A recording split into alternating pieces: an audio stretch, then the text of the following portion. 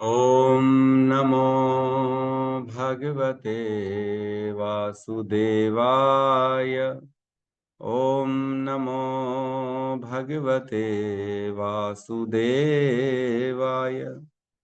ॐ नमो भगवते वासुदेवाय।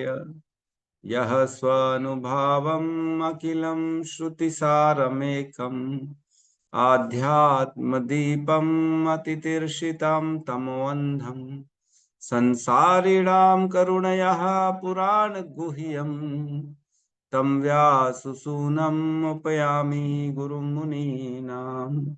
नारायणं नमस्कृत्य नरं चैव नरोत्तमं देवीं सरस्वतीं व्यासं ततो जयमुदीरये।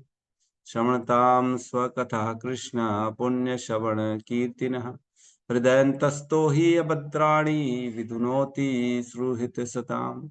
नष्टप्रायेषु अभद्रेषु नित्यं भागवत सेवया भगवती उत्तम श्लोके भक्तिर्भवति नैष्टिकी। श्रवणतः श्रद्धया नित्यं गृणतश्च स्वचेष्टितम् कालेन नातिदीर्घेण कृष्णाय वासुदेवाय देवकी नंदनाय च नंदगोपकुमाराय गोविंदाय नमो नमः। जय श्री कृष्ण चैतन्य प्रभु नित्यानंद श्री अद्वैत गदाधर श्रीवासादि गौर भक्त वृंद। हरे कृष्णा कृष्णा कृष्णा हरे हरे, हरे राम राम राम हरे हरे। हरे कृष्णा कृष्णा कृष्णा हरे हरे, हरे राम राम राम हरे हरे। हरे कृष्णा कृष्णा कृष्णा हरे हरे, हरे राम राम राम हरे हरे। हरे कृष्णा। सभी भक्तों का स्वागत है प्रातःकालीन श्रीमद् भागवतम के सत्र में। हरे कृष्ण प्रभु, दंडवत प्रणाम। हाँ प्रणाम प्रभु जी। हरे हरे कृष्णा। कृष्ण प्रभु जी, दंडवत प्रणाम। हरे कृष्ण। प्रणाम प्रभु जी। हरे कृष्ण। तो हम रोज मंगलाचरण करते हैं, है ना। सबसे पहला श्लोक बोलते हैं, यह स्व अनुभावम अखिलम श्रुति सारम एकम आध्यात्म दीपम अतितीर्षिताम तमो अंधम संसारिणाम करुणयः पुराण गुह्यम तम व्याससूनम उपयामी गुरु मुनीना। इसका अर्थ क्या है ना?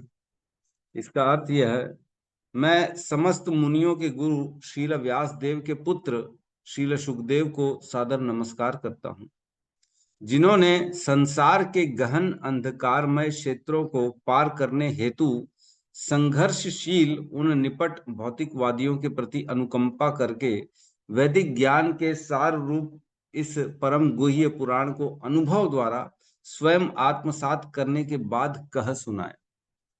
तो मैं श्लोक से बता रहा हूं, यह स्व अनुभवम मतलब यह जो श्लोक है, यह जो श्रीमद् भागवतम है, स्व अनुभवम उन्होंने स्वयं अनुभव किया, एक्सपीरियंस किया है। जो जो वो बोल रहे हैं उन्होंने सब एक्सपीरियंस किया है, उन्होंने स्वयं अपने जीवन में ये सारी चीजों को उतारा है। मतलब हम जो स्वरूप भगवान का विराट रूप को देख रहे हैं, सुन रहे हैं बेसिकली उनके मुख से, वह स्वयं वो देख चुके हैं, उन्होंने उतारा हुआ है। स्व अनुभवम अखिलम, ये क्या है? ये पूर्ण रूप से श्रेष्ठ है। अखिलम श्रुति सारम एकम, ये सभी वेदों का एकमात्र सार है। श्रुति सार एकम, ये सभी, श्रुति मीन्स वेद जो है, श्रुति फल जो होता है सभी वेदों का जो सुनने का होता है, श्रुति फल बेसिकली सभी वेदों का सार है। श्रुति सारम एकम आध्यात्म दीपम, यह क्या है? एक आध्यात्म का दीपक है। जैसे एक कमरे में गहन अंधकार है, लेकिन उसमें दीपक आ जाए तो उजाला ही उजाला हो जाता है चारों तरफ। उसी प्रकार हम सबके जीवन में अज्ञान का अंधेरा है और यह आध्यात्मिक दीपक है। यह दीपक जैसे ही हमारे जीवन में प्रवेश करता है तो अज्ञान का अंधकार दूर हो जाता है और ये आध्यात्म का दीपक हमारे हमारे हृदय में, हमारी चेतना में प्रज्वलित हो जाता है, प्रकाशमान हो जाता है। और क्या कहते हैं, इससे क्या होता है? दीपम अतितीर्षिताम तमो अंधम, इससे इससे जो गहन अंधकार, तम अंधकारम मतलब तमोगुणी, तम जो होता है ना, एक निकृष्ट अवस्था को तम कहा जाता है, तमोगुणी। तो इस प्रकार का जो अंधकार है हमारे जीवन से, उससे निकलने के लिए यह दीपक उन्होंने हमारे को प्रदान किया। और क्या कह रहा है, संसारिणाम करुणया पुराण गुह्यम, और इस संसार में जो ये तमोगुण के अंधकार में लोग जो परेशान हैं, इन सभी बद्ध जीवों के लिए करुणा करके यह जो पुराण का गुह्य रहस्य है, यह आध्यात्म दीपक उन्होंने हमारे जीवन में लाया। और तम व्यासु सूनम उपयामी गुरु मुनि नाम, हे सुखदेव गोस्वामी, आप व्यास देव के पुत्र हैं। तम व्यासु सूनम उपयामी, आप जो है, आप व्यास देव के पुत्र हैं, आपको मैं नमस्कार कर रहा हूँ। उपयामी गुरु मुनि नाम, आप अब मेरे गुरु हैं, मैं आपको गुरु के रूप में और मुनियों में श्रेष्ठ आपको मैं आपको प्रणाम करता हूँ। तो बेसिकली हम यह श्लोक जो है व्यास देव के पुत्र श्रील सुखदेव गोस्वामी को प्रणाम करते हैं इस श्लोक के माध्यम से। और उनकी जो करुणा है, जो उन्होंने यह पुराण हमारे सामने जो है एक दीपक के समान लाया है, इसके लिए हम उनको धन्यवाद कहते हैं और उनके प्रति नतमस्तक होते हैं। और हम ये बताते हैं कि किस प्रकार जो है यह ज्ञान से हमारे जीवन में उजाला ही उजाला आएगा और अज्ञानता का अंधकार दूर हो जाएगा हमारे जीवन से। और यह पुराण जो है वो स्वयं अनुभव करके उन्होंने यह हमको बताया, मतलब परीक्षित महाराज को। ठीक है, तो सभी का स्वागत है। आज का जो हमारा श्लोक है वो है 37, है ना। कल हमने 36, 35, 36 किया, 35 और 36। तो 35 और 36 में क्या कहते हैं भगवान सुखदेव गोस्वामी कहते हैं कि पदार्थ का सिद्धांत महतत्व सर्वव्यापी भगवान की चेतना है, जैसे कि विद्वानों ने बल देकर कहा है। नहीं, कल हमने एक ही श्लोक किया था, सॉरी, कल हमने एक ही मात्र 36 किया था, राइट। तो कल करा था मैंने, विभिन्न प्रकार के पक्षी उनकी दक्ष कलात्मक रुचि के सूचक हैं। मानव जाति के पिता मनु उनकी आदर्श बुद्धि के प्रतीक है। तो बेसिकली ये विचार है ना। बुद्धि के प्रतीक मीन्स बुद्धि जो काम करती है, विचारों को प्रकट करती है, वह विचार है एक्चुअल में मनु। बुद्धि तो हमने पढ़ा था भगवान की क्या है, प्रधान है, तो दोबारा डबल डबल नहीं आएगा। तो बुद्धि प्रधान है, लेकिन बुद्धि के विचार क्या है, विभिन्न मनु, विचार मनु है। और क्या कह रहे हैं, मानवता उनका निवास है। हम सभी मनुष्य जो भी हैं, पहले तो हमको मनुष्य बनना पड़ेगा। कई लोग हैं तो मनुष्य शरीर में, लेकिन मनुष्य के समान है ही नहीं, मनुष्य तुल्य नहीं। कभी बोलते रहे इंसान तो बनो भाई, क्या कर रहे हो तुम, कुछ इंसानियत वाला तो काम करो। मतलब बेसिकली वो इंसान भी नहीं है, इंसान के शरीर में जरूर है, लेकिन वो इंसान के लायक नहीं है, वो पशु तुल्य है।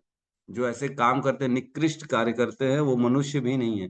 तो ऐसे लोगों की बात नहीं चल रही है। जो मनुष्य के लेवल तक एटलीस्ट आ चुका है, एटलीस्ट वो जानता है कि मुझे धर्म करना है, मुझे नॉनवेज नहीं खाना है, मैं भगवान का अंश हूँ, मैं ये शरीर नहीं हूँ, मैं आत्मा हूँ। एटलीस्ट इस लेवल तक तो आ जाए। दूसरों को दुख नहीं देना है ना। सभी जीव जो है समान अधिकार रखते हैं इस संसार में। किसी को मारने का अधिकार मुझ पे नहीं है, किसी के साथ गलत करने का अधिकार मुझको नहीं है। इस तरह का जो एटलीस्ट इतना जानता है, वो मनुष्य कहलाता है। लेकिन 90% लोग तो मनुष्य भी नहीं है आज की डेट में, वो मनुष्य से भी नीचे गिर चुके। केवल मैं, केवल मेरा, मैं और मेरा, मैं क्या खाऊंगा, मैं क्या पाऊंगा, मेरा घर, मेरा परिवार, मेरा बच्चे, मैं सुखी रहूं, बाकी कोई किसी का कुछ भी हो जाए। अपना 10 रुपए के प्रॉफिट के लिए सामने वाले का 1000 रुपए का नुकसान करा देते हैं। उनको इतना दर्द नहीं होता किसी के प्रति, तो वो मनुष्य नहीं कहलाता। तो मनुष्य के निवास, मनुष्य जो है भगवान के निवास हैं। और क्या करें, गंधर्व विद्याधर चारण तथा देवदूत जैसे देवी मनुष्य उनके संगीत के लय को व्यक्त करते हैं, और आसुरी सैनिक उनकी अद्भुत शक्ति के प्रतिरूप है। तो असुरों में भी बहुत शक्ति होती है ना। असुर भी ऐसे नहीं है कि शक्तिशाली नहीं होते, बहुत शक्ति होती है। और हमने बहुत सारी कथाएं सुनी है, अलग अलग तरह के असुर है।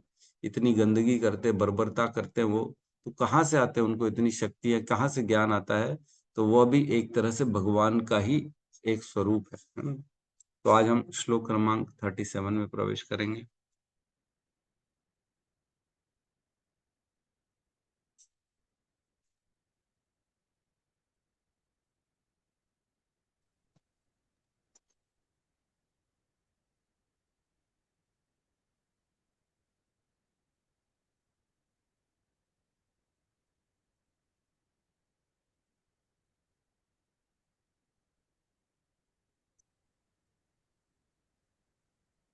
क्लियर है?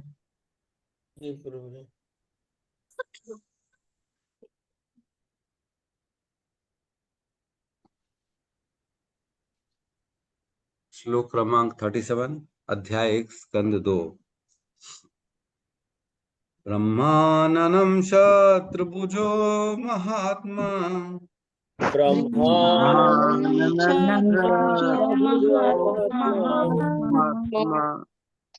विडूरुरुरं अंग्रीषित कृष्ण वर्णः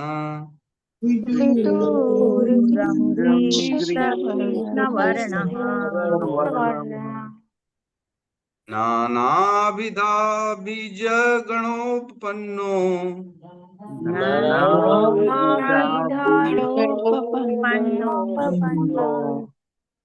द्रव्यात्मकः कर्मवितान योगः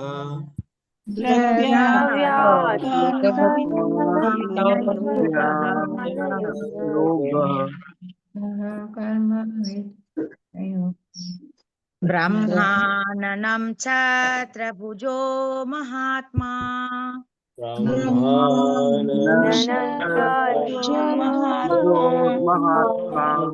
विडूरुरङ्घ्रिसृतकृष्णवर्णः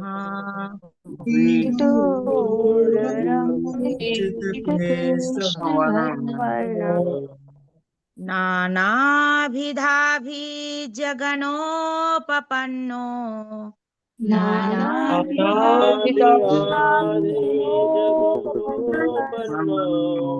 द्रव्यात्मकः कर्मवितान योगः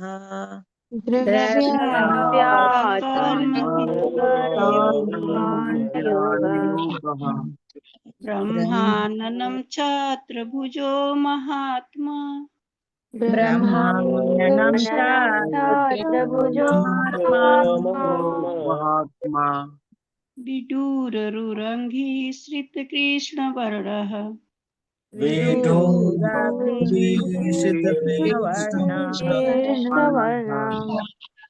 नानाविधाद्विजगणोपपन्नो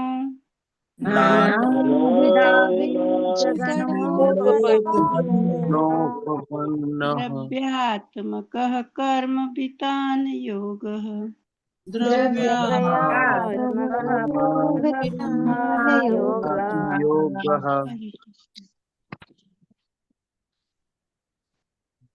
ब्रह्माननं छत्रभुजो महात्मा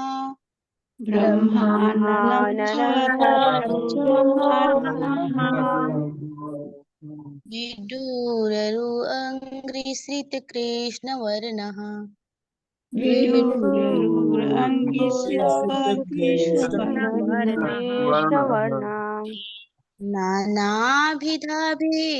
नानाभिधाभिजगणोपपन्नो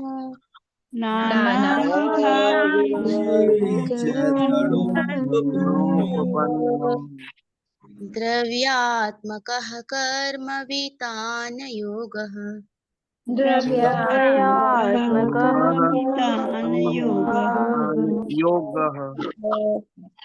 ब्रह्माननं छत्रभुजो महात्मा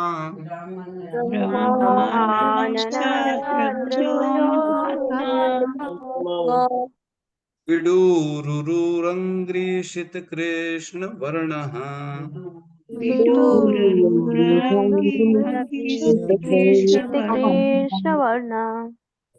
नानाविधाभिजगणोपपन्नो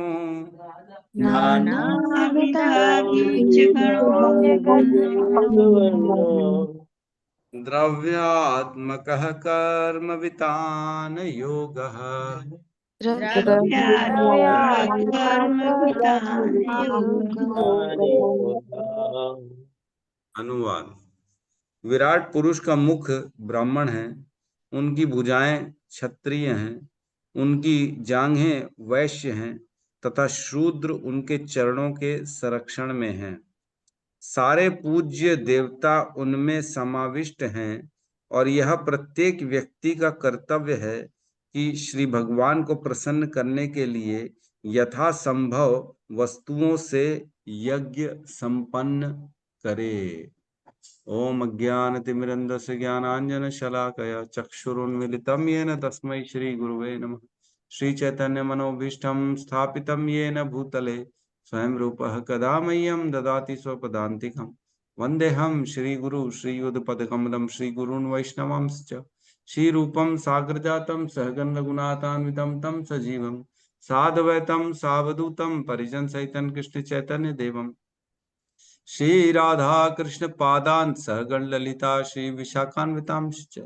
हे कृष्ण करुणा सिंधु दीन बंधु जगतपते गोपेश गोपिका कांता राधा कांत नमस्तुते। तप्त कांचन गौरांगी राधे वृंदावनेश्वरी वृषभानु सुते देवी प्रणमामि हरिप्रिये। वाञ्छाकल्पतरो भस्य कृपा सिंधुभ्य एव च पतितानां पावनेभ्यो वैष्णवेभ्यो नमो नमः। नमो विष्णुपादाय कृष्णपृष्ठाय भूतले श्रीमते भक्ति वेदांत स्वामी नामिने। नमस्ते सारस्वती देवे गौरवाणी प्रचारिणे निर्विशेष शून्यवादी पाश्चात्य देशतारिणे। जय श्री कृष्ण चैतन्य प्रभु नित्यानंद श्री अद्वैत गदाधर श्रीवासादि गौर भक्त वृंद। हरे कृष्णा कृष्णा कृष्णा हरे हरे, हरे राम राम राम हरे कृष्ण। अब ये जो 37 नंबर श्लोक है, यह श्लोक लास्ट है जिसमें वो वर्णन कर रहे हैं भगवान के विराट रूप का, है ना। कौन कौन सी चीजें क्या क्या भगवान की कौन सी चीजों की कौन सी उपमा दे रहे हैं। तो ये लास्ट है, इसके बाद जो है ना अब कंप्लीट है। तो अच्छे से सुन लीजिए। इसमें कह रहे हैं कि जो ब्राह्मण है उनका मुख है, क्षत्रिय उनकी भुजाएं हैं, वैश्य उनके जांघ हैं और शूद्र उनके पैरों के संरक्षण में है, आश्रय में है ना। और कह रहे हैं सभी देवता उनमें समाहित हैं और हमको भगवान की जो प्रसन्नता के लिए अच्छे से यज्ञ करने चाहिए। तो श्लोक को देखते हैं। कह रहे हैं ब्रह्माननम दशाननम। दशानन मीन्स 10 सर वाला, दशानन है ना। रावण को दशानन कहते हैं। वैसे यहाँ पे ब्राह्मणानन ब्रह्माननम मीन्स जो ब्राह्मण है उनके मुख हैं, उनके सर हैं। बेसिकली हमने देखा है कि जो भगवान का माउथ जो है, मुख अग्नि कहते हैं। यहाँ पे मुख नहीं है, ये पूरा का पूरा सर है, पूरा सर जिसमें ब्रेन बुद्धि है, आंखें हैं, नाक सम्मिलित है, जिह्वा सम्मिलित है, कान सम्मिलित है। ये पूरा मुख जिसको हम हेड बोलते हैं ना, हेड मतलब गर्दन के ऊपर वाला हिस्सा। ये पूरा का पूरा हिस्सा क्या है भगवान का? ब्राह्मण है। तो हर चीज को ना कंपेयर अलग अलग किया गया पूरा। यहाँ पे ऐसा नहीं बोला गया है कि केवल फेस, क्योंकि फेस तो भगवान का जो है 10वां स्कंद है ना, 10वां स्कंद बताया भगवान ने। मुख है, मुखारविंद क्या है? 10वां स्कंद। और अग्नि क्या है? भगवान का माउथ है ना। तालु कहाँ है भगवान का? वरुण देव अंदर तालु है। तो इस प्रकार जो है अलग अलग उपमाएं दी गई हैं। तो यहाँ ब्राह्मण किसे कहेंगे? ब्राह्मण किसे कहें? पूरा हेड को ब्राह्मण कहा गया। ब्रह्माननम मीन्स भगवान का जो सर है पूरा का पूरा, 10 सर वाला रावण, वैसे एक सर जो है पूरा का पूरा, ये ब्राह्मण है। और क्या करें? शत्रभुजो महात्मा। क्षत्रिय जो है वो भुजाएं हैं, है कि नहीं? पूर्ण रूप से भुजाएं। अब क्या करेंगे? हमने पढ़ा था इंद्र भी भुजाएं हैं। इंद्र के बारे में क्या बताया था? भुजाएं बताया था कि क्या बताया था? इंद्र बाहें हैं। बाहें प्रभु। 29 नंबर श्लोक में बताया था कि इंद्र जो है वो बाहें हैं। एक मिनट में 29 नंबर खोलता हूँ। हाँ, यहाँ क्या है, इंद्र इत्यादि देवता उन विराट पुरुष की बाहें हैं।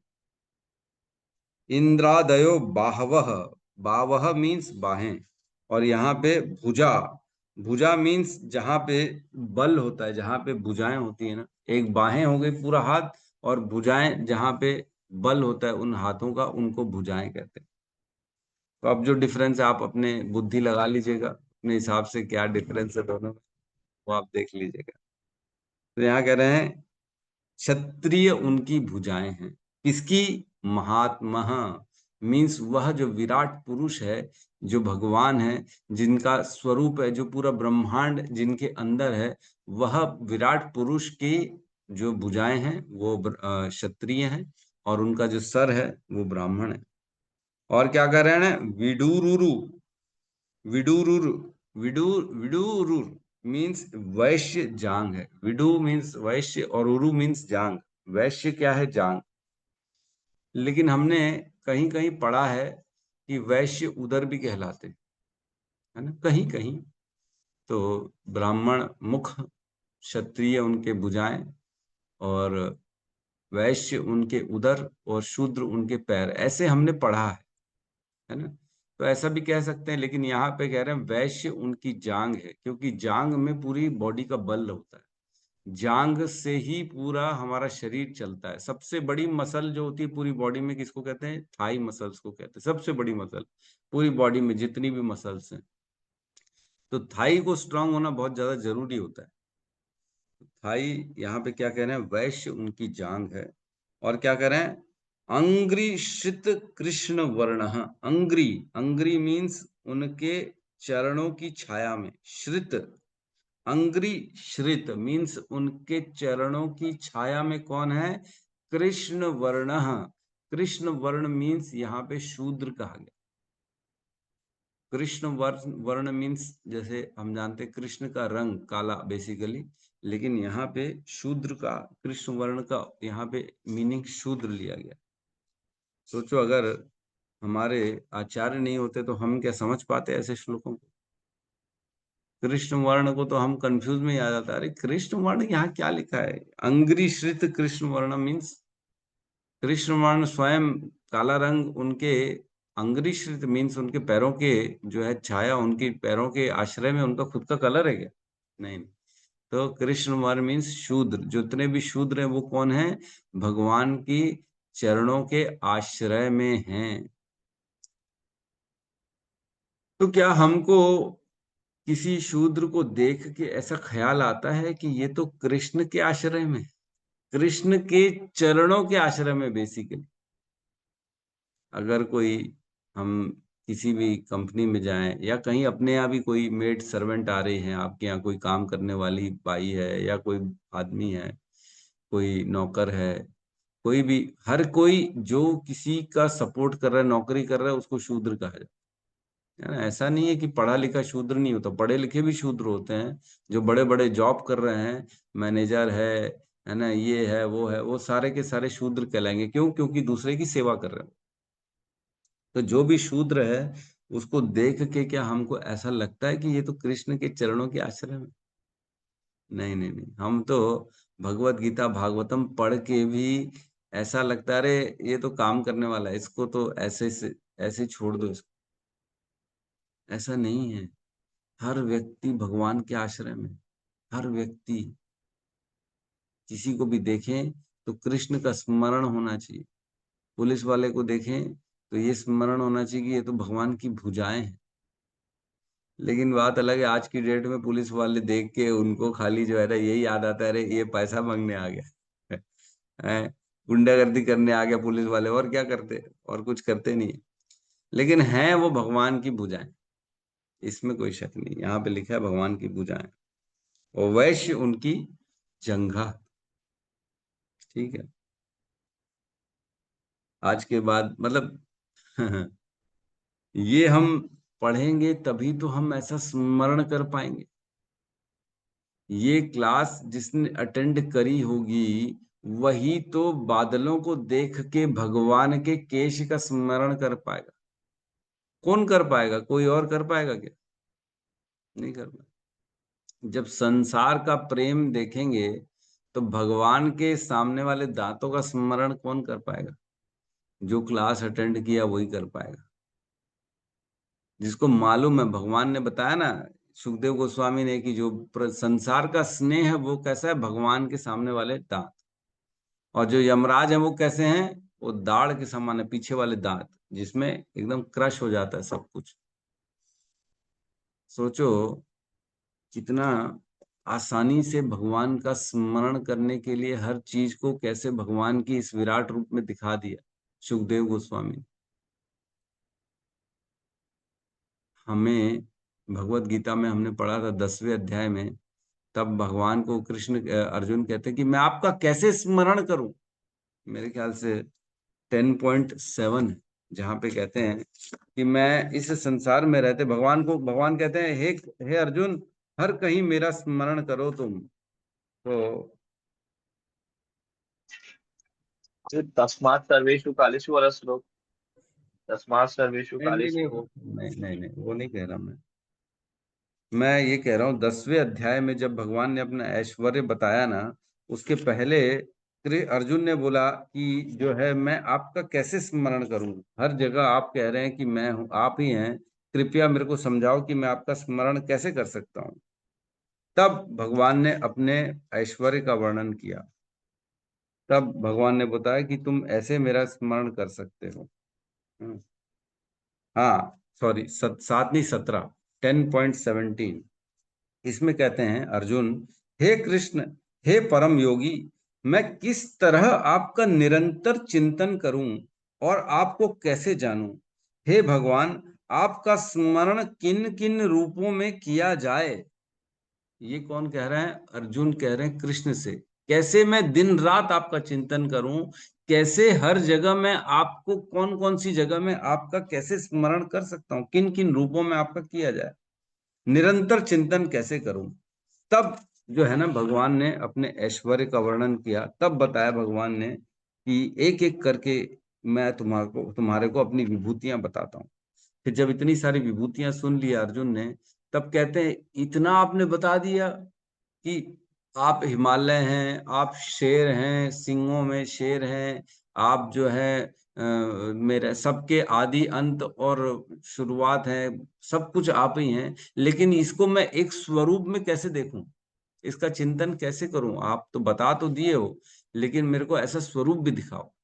तब भगवान ने अपना विराट रूप दिखाया था जिसमें सारी चीजें समाहित थी। जो हम पढ़ रहे हैं वही चीजें अर्जुन को दिखाई थी कृष्ण ने 11वें अध्याय में। फिर दिखाया, ठीक है हे अर्जुन, क्योंकि तुम मेरे सबसे प्रिय हो। 18 नंबर श्लोक नहीं प्रभु, 17 नंबर श्लोक।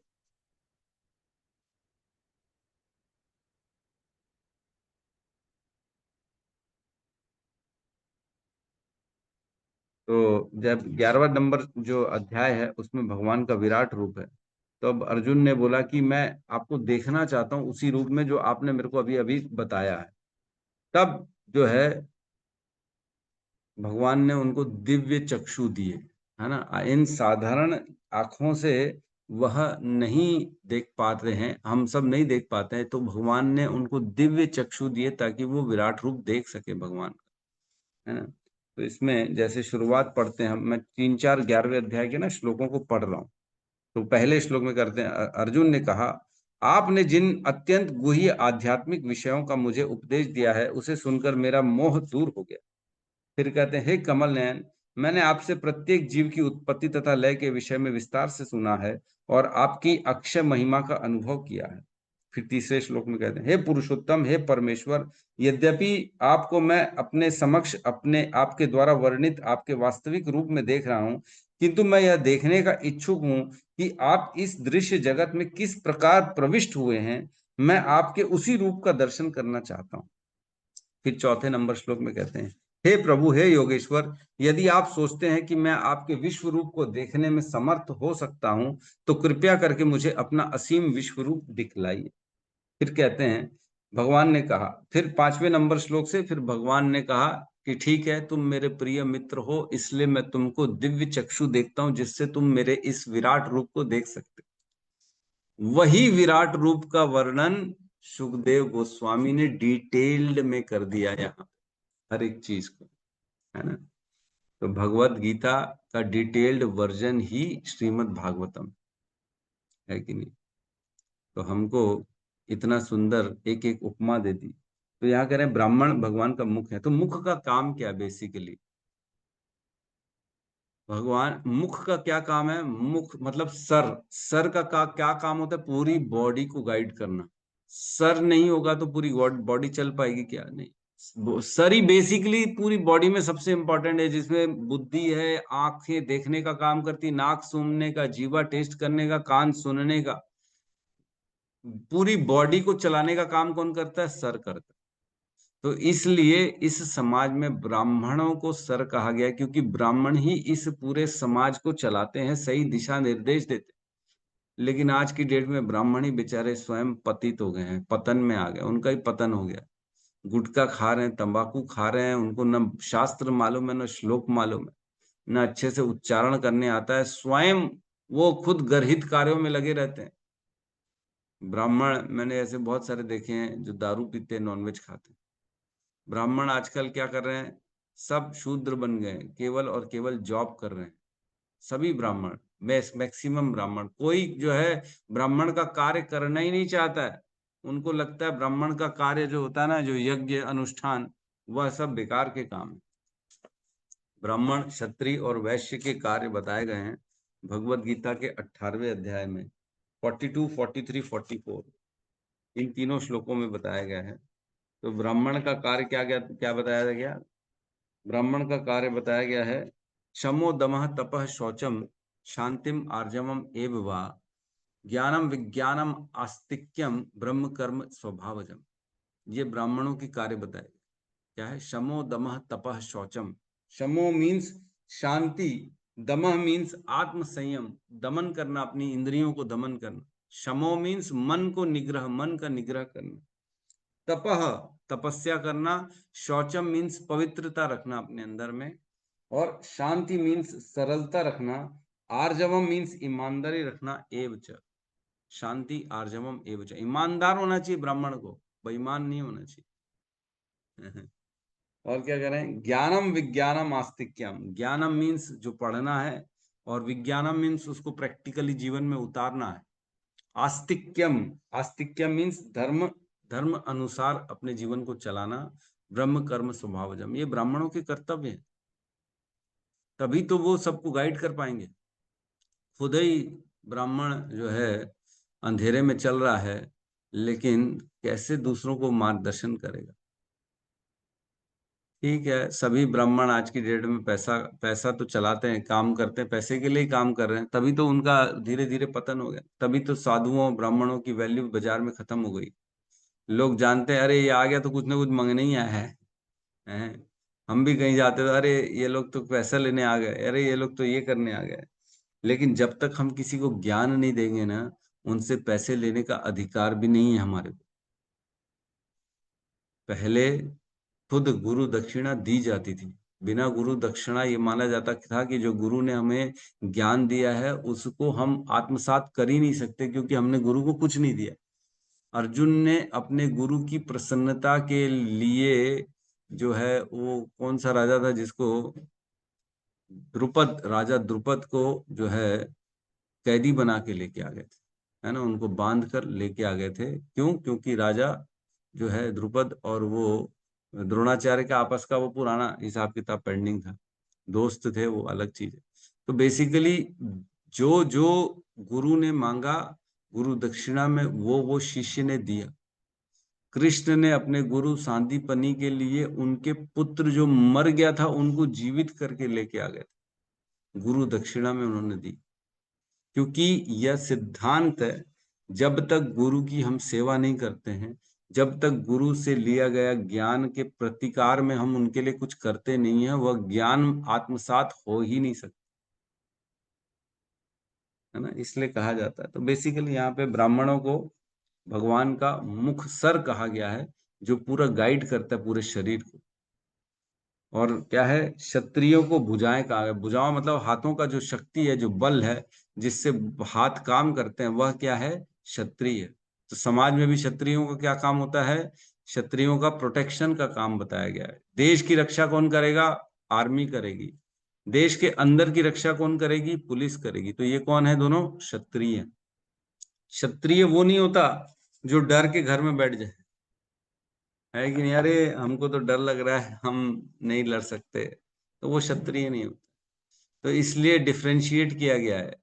पहले राजा जो बनता था उसको पूरा धर्म का ज्ञान दिया जाता था, फिर अस्त्र और शस्त्र का ज्ञान दिया जाता था, ताकि वो आगे चल के जब क्षत्रिय बनेगा, सबकी रक्षा करेगा, तो उसको धर्म पहले मालूम होना चाहिए कि किसकी रक्षा करनी है, किसकी नहीं करनी है। ब्राह्मणों की रक्षा ही नहीं करेगा, पता लगा ब्राह्मणों पे ही जो है वार कर रहा है, तो फिर वो काय का क्षत्रिय? वो तो बेकार हो गया। तो आज की डेट में क्या हो रहा है? केवल और केवल आर्मी को, इसको सबको जो है ना, मतलब लड़ने की शक्ति मिलती जा रही है, लेकिन ये नहीं मालूम है किसका प्रोटेक्शन करना है, किसका नहीं करना। आज की डेट में हमारे हिंदुस्तान के अंदर ही ऐसे लोगों की रक्षा कर रही है पुलिस जो स्वयं अधर्मी, जो स्वयं पतित हैं, गिरे हुए हैं, जिनको धर्म तो मालूम ही नहीं है कुछ, गाय काट के खा रहे हैं, और उनकी रक्षा कर रहे हैं पुलिस वाले, जो पूर्ण रूप से अधर्म का कर रहे हैं, घूस खा रहे हैं, है ना, अपने आप को, अपने लोगों को बेच रहे हैं, बाहर विदेशों में जाकर घूस खा खा के हमारे देश को ही खत्म कर रहे हैं। ऐसे लोगों की रक्षा कर रही है पुलिस फोर्स और आर्मी। तो ये देखो कितनी गलत बात है। धर्म का अज्ञान, धर्म मालूम ही नहीं आर्मी को, तो वो बेचारे किसी की भी रक्षा कर।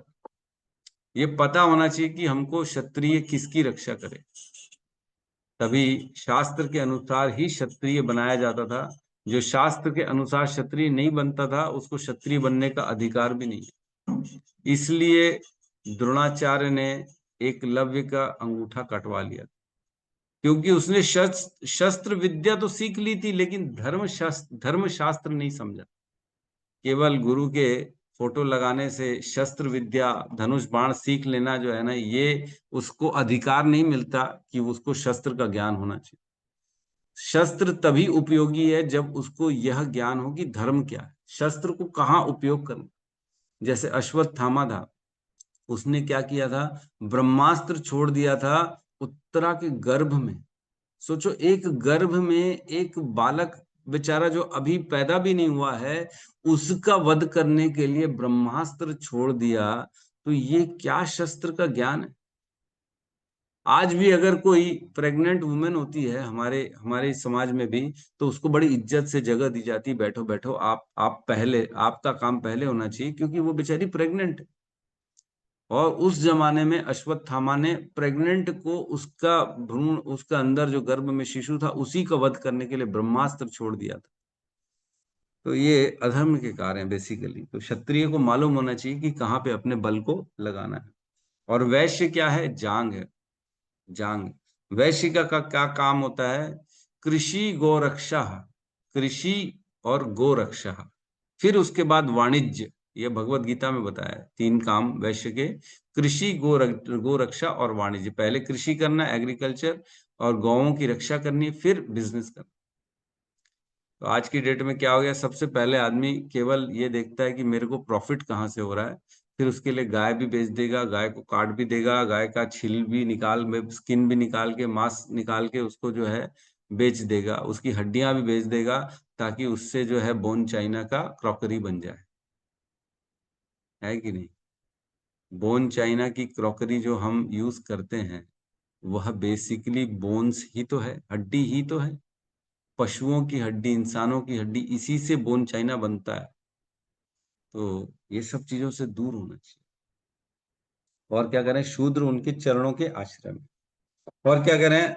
अब श्लोक में आते हैं दोबारा। नाना अभिधाभिज्य गणो उपपन्नो, मीन्स नाना अभिधा। नाना अभिधा मीन्स विभिन्न नामों से जो देवताएं होते हैं ना, जो देवता हैं जिनके बहुत सारे नाम हैं, 33 करोड़ देवी देवता हैं, ऐसे सभी देवी देवता भिज्य गणो उपपन्नो, मीन्स जिनको यज्ञों द्वारा पूजा की जाती, ऐसे सभी देवता जिनकी जो पूजनीय हैं, वह सभी देवता गणों उपपन्नो, मीन्स उन विराट पुरुष में समाहित हैं।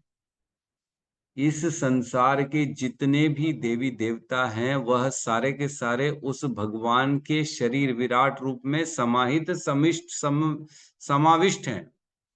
जैसे मंदिर हम जाएं तो जब कोई लेक्चर होता है, कोई प्रसाद होता है, तो सभी उस हॉल के अंदर होते हैं। इवन महाराज भी हॉल में हैं, हम भी हॉल में हैं, आप भी हॉल में हैं, सभी के सभी सेवक भी हॉल में हैं, और जो क्लीनिंग वाले हैं वो भी हॉल के अंदर प्रसाद पा रहे हैं। सब हॉल के अंदर समाविष्ट एक साथ आ जाते हैं कि नहीं आ जाते? चाहे महाराज ही क्यों ना हो। महाराज ऐसा नहीं है कि उस समय प्रसादम के समय कहीं बाहर होता है, वहीं सबके बीच में बैठते हैं महाराज जी। अन्य भी, छोटे से छोटा, बड़े से बड़ा, सभी लोग एक हॉल के अंदर आ जाते हैं। उसी प्रकार यहाँ कह रहे हैं सभी नामों के देवता, चाहे बड़े से बड़ा हो, चाहे छोटे से छोटा क्यों ना हो, सभी के सभी उस भगवान के विराट रूप के अंदर समाहित हैं सभी। और क्या कह रहे हैं, क्या करना चाहिए इन सभी के लिए? क्या कह रहे हैं? द्रव्यात्मक कर्म वितान योग। द्रव्य आत्मक, जो भी वस्तुओं से जो यज्ञ किया जाता है ना, वितान योग मीन्स यज्ञ जो किया जाता है उन विराट पुरुष के लिए ही संपन्न किया जाना चाहिए। जितने भी हम अन्य अन्य देवताओं या किसी और को प्रसन्न करने के लिए कार्य करते हैं, उससे बेहतर है कि अपने जितने भी कार्य हैं, जो भी पदार्थ, द्रव्यात्मक मीन्स किसी भी पदार्थ का कोई भी यज्ञ, चाहे हम गृह प्रवेश यज्ञ करें, राजसू यज्ञ करें, या कोई भी यज्ञ करें, किसी भी प्रकार की जो भी कार्य करें। आजकल तो यज्ञ बंद हो गए हैं क्योंकि यज्ञ कर नहीं सकते, लेकिन आजकल जो है नाम यज्ञ, नाम संकीर्तन यज्ञ का ही जो है कलयुग में कहने के लिए स्तुति है। तो हमें नाम यज्ञ किसका करना चाहिए? बेसिकली भगवान का करना चाहिए, जिस भी द्रव्य का यज्ञ करें, है ना। तो एक श्लोक आता है जिसमें बताते हैं सतयुग में ध्यान का यज्ञ किया जाता था, त्रेता में फिर जो है, जो ध्यान के बाद क्या आ गया? हैं? यज्ञ, हाँ यज्ञ, यज्ञ बराबर है, अग्नि जला के यज्ञ करते थे। फिर द्वापर में जो है फिर पूजा अर्चन की विधि का जो है स्तुति की, अर्चना पूजा करते थे भगवान को, जो है उनके विग्रह की, और उन पे दान दक्षिणा की जाती थी, चढ़ावा दिया जाता था। और अब कलयुग में केवल नाम का यज्ञ किया जाता है, तो इसकी स्तुति करी गई है। तो ये सब किसके लिए करना चाहिए हमें? भगवान की प्रसन्नता के, है ना। भगवत गीता में भी कहा गया ना, यज्ञ अर्थात कर्मणो अन्यत्र लोको अयम कर्म बंधन, है ना। तदर्थम कर्म कौंतुए मुक्त संग समाचर। हमें कैसे कर्म करने चाहिए? यज्ञ के रूप में कर्म करने चाहिए, जिससे केवल और केवल जो है ना हमारे ऊपर कर्म बंधन ना लगे। कर्म करना चाहिए विष्णु के लिए, है ना। तद क्या है श्लोक 3.09, यज्ञ अर्थात कर्मणो अन्यत्र लोको अयम कर्म। अगर किसी अन्य के लिए कर्म करेंगे तो वह कर्म बंधन का कार्य करेगा, लेकिन अगर विष्णु के लिए वही कर्म को करेंगे तो वह हमें कर्म का बंधन नहीं देगा। तदर्थम कर्म कौंतु है मुक्त संग समाचार, उससे वो ऐसे कर्म करने से तुम मुक्त रहो। तो हम डेली डेली कर्म करते हैं, बेसिकली कर्म करने को ही यज्ञ कहा गया है ना। जैसे कोई पिता यज्ञ मीन्स अपने पुत्र के लिए दिन रात कार्य कर रहा है कि मैं उसको एक दिन डॉक्टर बना लूंगा, तो ये भी एक तरह से कार्य ही है, इसको भी यज्ञ मानेंगे। लेकिन इसको कैसे करना है? अपनी प्रसन्नता के लिए नहीं, कृष्ण की प्रसन्नता के लिए करना है। यज्ञ के रूप में एक बार कर्म कर दिया तो आहुति दे दी, तो उससे वापस कुछ लेने का हमें अधिकार नहीं रहता। उसी प्रकार यज्ञ के रूप में कर्म करें और कृष्ण को वह कर्म को समर्पित कर दें, तब हम कर्म के बंधन से बाहर रह पाएंगे, नहीं तो कर्म का बंधन लग जाएगा। तो सभी के सभी जितने भी देवता हैं वो कहाँ पे हैं? वो भगवान के विराट रूप में समाहित। अलग अलग किसी की पूजा करने की जरूरत नहीं है। आज इसको पूज रहे हैं, उसको पूज रहे हैं, कल जो है देवी माता को पूजेंगे, परसों गणेश जी को पूजेंगे। अलग अलग सबको प्रसन्न करने में लोग लगे हुए हैं। सबको लगता है क्या, पैसा चाहिए तो लक्ष्मी की पूजा करो, बुद्धि चाहिए तो गणेश की पूजा करो, ज्ञान चाहिए तो सरस्वती की पूजा करो, है ना। अच्छा वर चाहिए तो शिव जी की पूजा करो, है ना। अच्छा बल चाहिए, शक्ति चाहिए तो सूर्य की पूजा करो। तो ये सब लोग कर रहे हैं, अलग अलग कर रहे हैं। उनको क्या चाहिए? इंद्रिय तृप्ति, कुछ ना कुछ अपना अपने आप को सिद्ध करना है। तो ऐसा नहीं करना है। सब कहाँ पे समाहित हैं? केवल और केवल कृष्ण के शरीर में सबके सब समाहित। तो कृष्ण को अगर प्रसन्न कर लिया तो सभी देवता ऑटोमेटिकली प्रसन्न हो जाए, सब के सब, क्योंकि सब भगवान के शरीर में ऑलरेडी उसमें समाहित है। इसमें कह रहे हैं तात्पर्य में, सामान्यतः यज्ञ में घी तथा अन्न की आहुति दी जाती है, किंतु समय की प्रगति के साथ मानव समाज ने ईश्वर की भौतिक प्रकृति द्वारा प्रदत्त वस्तुओं को विभिन्न प्रकार के सामानों में बदल करके अनेक वस्तुएं उत्पन्न कर दी। तो बेसिकली पहले जो है ओरिजिनलिटी थी, उसमें लोगों ने अपना टेक्नोलॉजी दिमाग लगा लगा के उसको इम्प्योर कर दिया, प्योर को इम्प्योर कर दिया बेसिकली, है ना। अतएव मानव समाज को न केवल घी से आहुति देनी सीखना चाहिए, अपितु श्री भगवान के यश के प्रसार हेतु अन्य तैयार सामानों से भी आहुति देनी चाहिए। इससे मानव समाज में पूर्णता आएगी। तो बेसिकली कह रहे हैं कि केवल घी और आहुति का ही यज्ञ नहीं करना चाहिए, अन्य सभी सामानों का उपयोग कृष्ण में करना, उसको भी यज्ञ कह लेंगे। क्या? जैसे आज मोबाइल है ना, मोबाइल का हम उपयोग क्या कर सकते हैं? इंद्रिय तृप्ति भी कर सकते हैं, मजे कर सकते हैं, यूट्यूब देख सकते हैं, बातें कर सकते हैं, और इससे लेक्चर भी दिया जा सकता है। जूम के माध्यम से इतने सारे लोग, 50 लोग जुड़ जाते हैं, तो वह जूम के माध्यम से कृष्ण का उपदेश इस मोबाइल के माध्यम से सुनते हैं। तो हमने क्या किया? मोबाइल का उपयोग कहाँ कर दिया? कृष्ण की सेवा में कर लिया। उसी प्रकार जो भी हम सामान हमारे पास है, उनका उपयोग हम कृष्ण की सेवा में कर सकते हैं, ये कह रहे हैं प्रभुपाद यहाँ पे, है ना। अन्य तैयार सामान जैसे मोबाइल है, स्पीकर है, कार है, टेक्नोलॉजी है, यूट्यूब है, जो भी सामान, जो भी साधन है, उसका उपयोग क्या करना है? हमको कृष्ण की सेवा में करना है। और क्या करें? ऐसे यज्ञों के लिए बुद्धिमान जाति के लोग अर्थात ब्राह्मण पूर्ववर्ती आचार्यों से सलाह करके निर्देश दे सकते हैं। तो हमें यही गाइड करना है कि कैसे हर वस्तुओं को भगवान की सेवा में यूज किया जा सकता। तो इसमें प्रैक्टिकल, इसमें कहा गया प्रशासक वर्ग ऐसे यज्ञों के संपन्न किए जाने की समस्त सुविधाएं प्रदान कर सकता है। वैश्य वर्ग या व्यापारिक जाति जो ऐसे सामान उत्पन्न करती है, उसे यज्ञ में अर्पित कर सकते हैं। तो बेसिकली बता रहे, जैसे मोबाइल है, तो वो किसी बिजनेसमैन ने ही तो बनाया है, फैक्ट्री तो किसी बिजनेसमैन ने बनाई है, लेकिन किस उपयोग से, किस उद्देश्य से बनाई ये नहीं मालूम। लेकिन जो जो बुद्धिमान व्यक्ति है, उसका उपयोग वह भगवान की सेवा में कर सकता है। उसी प्रकार किसी भी वर्ण, किसी भी जाति का क्यों ना हो, वह सारे साधनों को हमको भगवान की सेवा में यूज करना है, ये कहा जाता है। ठीक है। तो भगवान ने कहा ही था भगवत गीता में, चतुर्वर्ण्य मया सृष्टि गुण कर्म विभागशः, मैंने इस सृष्टि को 4 विभागों में बांटा है, वर्ण 4 और आश्रम 4, है ना, जिसमें गुण और कर्म के आधार पर बांटा है, ना कि नाम और उनके सरनेम के आधार पर। कोई ब्राह्मण का बच्चा है, इसका मतलब ये नहीं है कि वो ब्राह्मण बन गया। जब तक उसके अंदर ब्राह्मण के गुण नहीं है, तब तक वह ब्राह्मण नहीं कहलाए। गुण और कर्म ये जरूरी है अपने आप को आइडेंटिफाई करने के लिए कि मैं ब्राह्मण हूँ, क्षत्रिय हूँ, शूद्र हूँ या वैश्य हूँ। तो ब्राह्मण, आज की डेट में जो ब्राह्मण है, वो बेसिकली ब्राह्मण नहीं है, क्योंकि उन्होंने अपने गुणों और कर्मों को त्याग दिया है।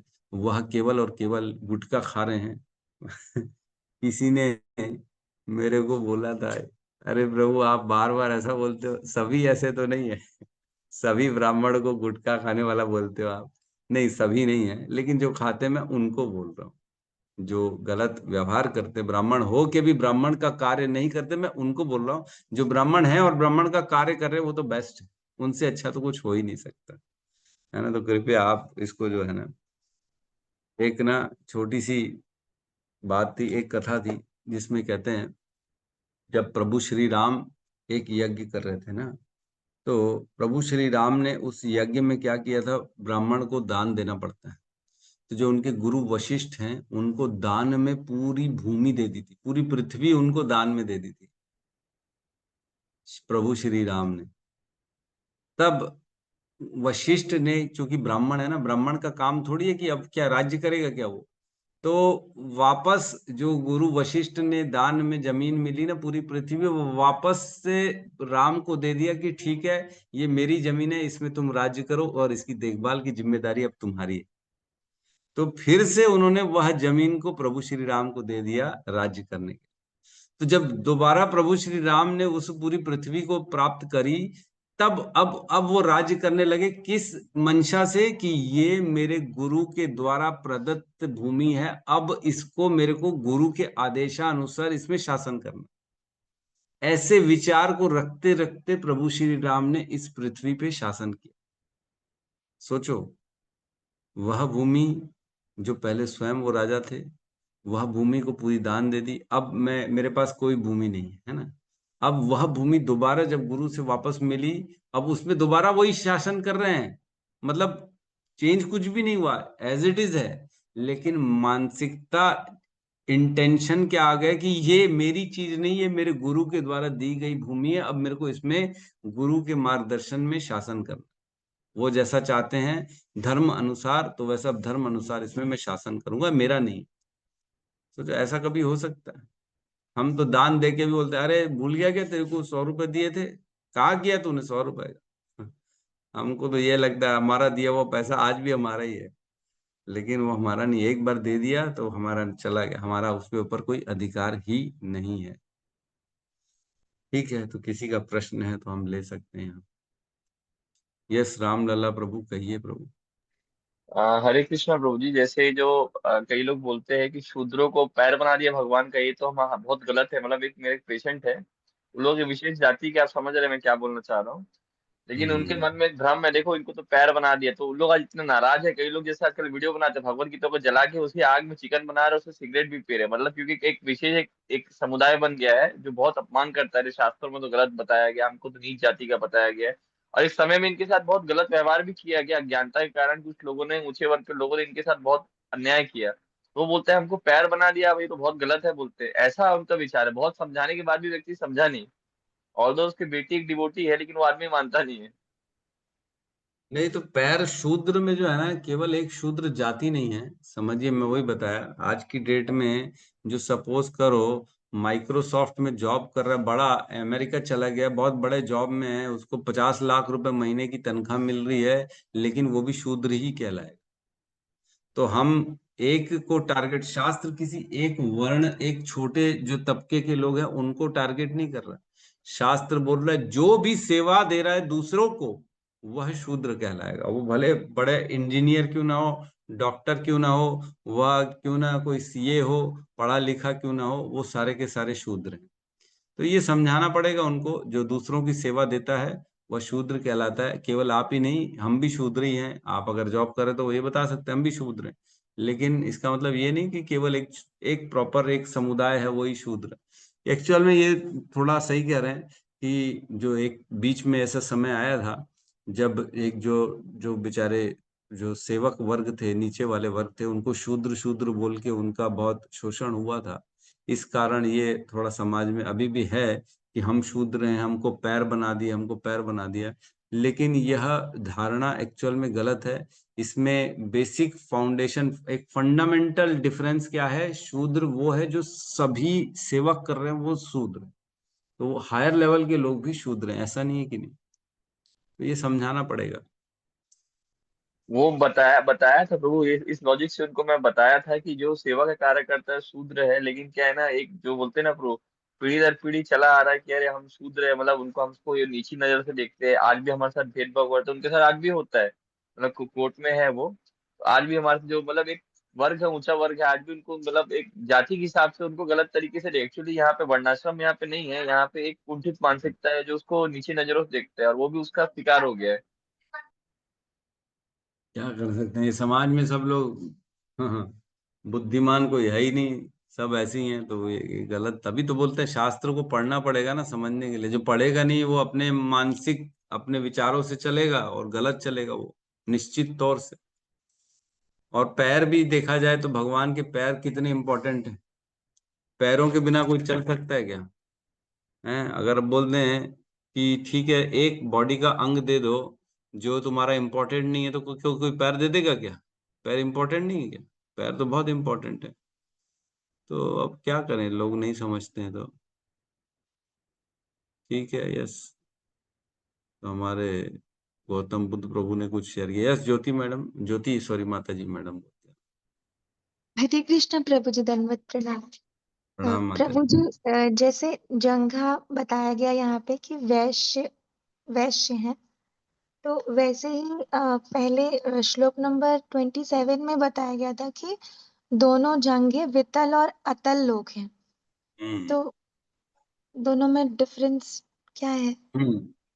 देखो डिफरेंस ये है कि जंघा की जो शक्ति है बेसिकली, जैसे मैंने बताया, सर जो है वो ब्राह्मण है, तो सर में क्या है? बुद्धि है, आंखें हैं, नाक है, कान है, जो सर के कार्य है वो ब्राह्मण है ना।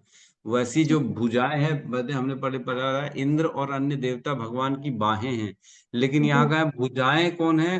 क्षत्रिय है। मीन्स जो बाहों की शक्ति है जिससे बाहें काम कर रही है वो कौन है? क्षत्रिय। तो उसी प्रकार जंघा जो है अतल और वितल है, लेकिन जंघा की जो शक्ति है जिससे अन्य अन्य जो है हमारा पैर पूरी बॉडी चल पा रही है, वह शक्ति यहाँ पे बताई जा रही है कि वह वैश्य है ना। तो वैश्य के कार्य जैसे बिजनेस करता है, काम चलाता है, उधर पेट भरने का, वैश्य नहीं होगा तो समाज, जैसे आज मंदिर में गृहस्थ नहीं होंगे दान देने वाले, तो दान नहीं देंगे तो मंदिर चलेगा कैसे? दान ही नहीं मिलेगा तो मंदिर चलेगा क्या? नहीं चलेगा। तो कि दान कौन दे सकता है? केवल गृहस्थ दे सकता है, क्योंकि ब्रह्मचारी कमाता नहीं है, सन्यासी कमाता नहीं है, वानप्रस्थी कमाता नहीं। कौन कमाता है? केवल गृहस्थ कमाता है। तो गृहस्थ ही तो दान देगा ना। तो उसी प्रकार गृहस्थ का कार्य है कि दान देना, उसी प्रकार जंघा का जो कार्य होता है वह कार्य वैश्य है बेसिकली। जी प्रभु जी, धन्यवाद प्रणाम। यस, ठीक है। तो हरे कृष्ण प्रभु जी। हरे कृष्ण। यस माता जी। हरे कृष्ण प्रभु जी। हरे कृष्ण। हरे कृष्णा हरे कृष्णा कृष्णा कृष्णा हरे हरे, हरे राम राम राम हरे हरे। हरे समस्त भक्त वृंद की जय। जगत गुरु शील प्रभुपाद की जय। जय। मिठाई गौर प्रेमानंद। हरि हरि हरि हरि बोल, हरि हरि बोल। हरे कृष्ण प्रभु जी, दंडवत प्रणाम। दंडवत जी आपका। प्रणाम प्रणाम। हरे कृष्ण। हरे हरे कृष्ण। कृष्ण। प्रणाम। हरे कृष्णा। हरे कृष्ण।